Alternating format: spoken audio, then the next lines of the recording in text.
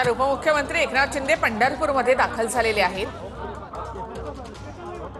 हे थेट दृश्य आपण या ठिकाणी पाहताय। उपमुख्यमंत्री एकनाथ शिंदे पंढरपूरमध्ये दाखल झाले असून विठ्ठलाचं दर्शन ते या ठिकाणी घेणार आहेत।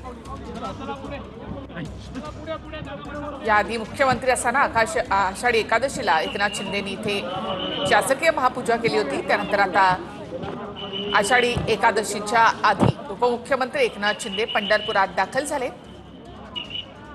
एकनाथ शिंदे यांचे जंगी स्वागत या ठिकाणी करण्यात आलेले आहे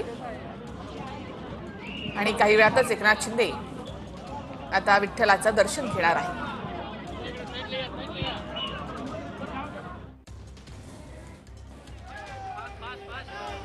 तर 6 तारखेला आषाढी एकादशी आहे, त्यावेळेला मुख्यमंत्र्यांच्या हस्ते इथे शासकीय महापूजा होणार आहे। त्याआधी उपमुख्यमंत्री एकनाथ शिंदे, गिरीश महाजन हे पंढरपुरात दाखल झाले आहेत।